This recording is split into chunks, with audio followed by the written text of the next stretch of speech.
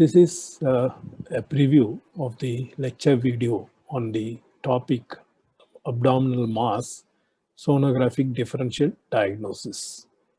Short snippets of the entire lecture video will follow. Having gone through the preview, if you wish to listen to the main lecture video, go to sonoshare.in.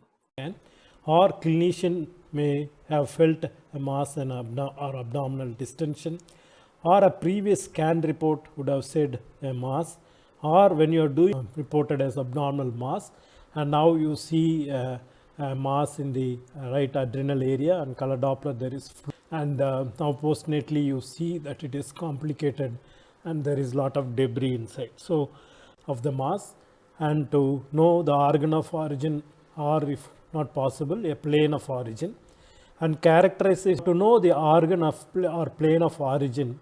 These are the various signs described for a teratoma.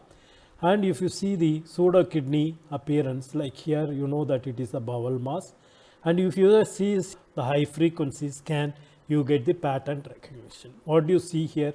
You see multiple layers. So this is called the cut is well within the confines of an organ.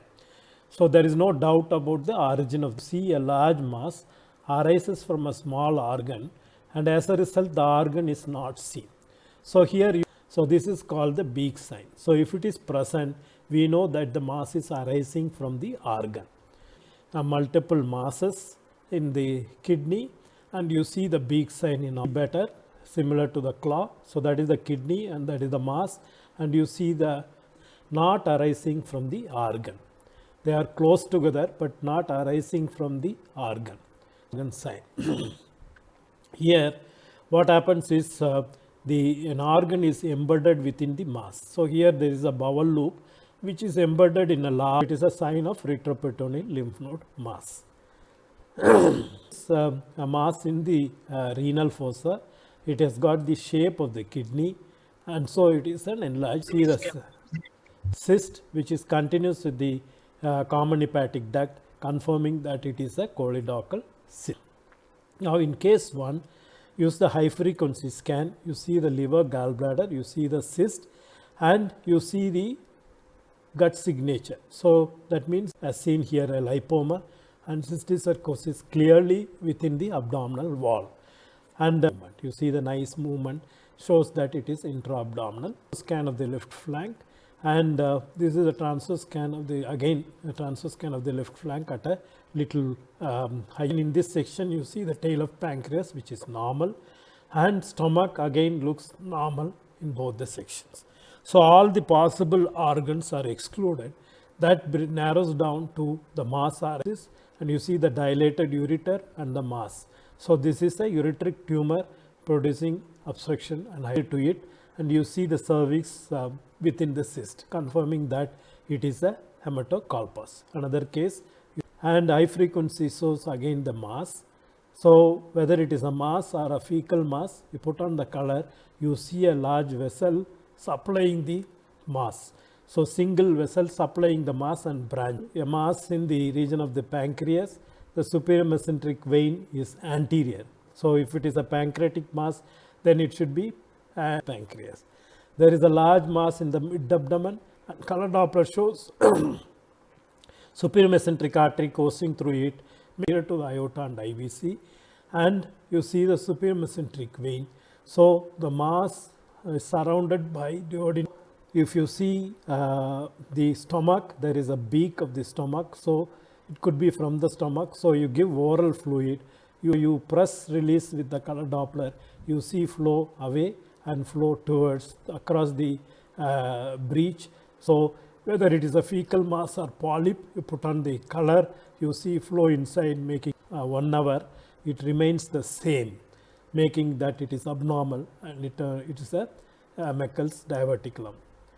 Now mod bilious vomiting, you have to look for the mass of hypertrophic, that there is a large abscess with gas which is prevented because of the gas shadowing, and a coronal scan makes out the abscess with resistance, so that is a fecalith indicating that there is a mass, and mimicking bowels, so this is a cystic teratoma.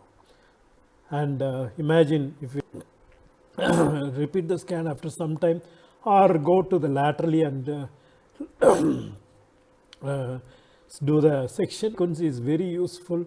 As seen here, you see the kidney, which was reported as solid and cystic mass in retroperitoneum, but here you see the beak sign showing that it is intrarenal, and the reverse beak sign that it is also extrarenal, and renal mass bilateral. High frequency shows that it is classically autosomal recessive polycystic kidney. The mass contains fat, so the diagnosis becomes myelolipoma. Here there is now here there is a mass in the liver in a newborn, and there is dilated hepatic vein and the portal vein, indicating that. Now here in a woman with lower abdominal mass, there is this solid mass anteriorly.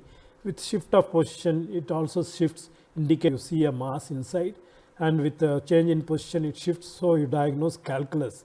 But the history is ureteric reimplantation done 3 months. Once you have diagnosed malignant mass, you have to look for extension. Now this is renal carcinoma. Come to the complications of mass. Now this is a renal cell carcinoma with hemorrhage. You see the perinephric hematoma which is ruptured, and this is a liver abscess which is ruptured with ascites of bowel. Now this is a child with ovarian cyst and with hairs indicating cystic teratoma, but the patient has presented with carcinoma of left kidney, and follow-up shows local recurrence, and it can be lymph node metastasis, or it can be recurrence at the ureter metastasis. So this is how the various modification of your technique and various signs will help to arrive at a final diagnosis.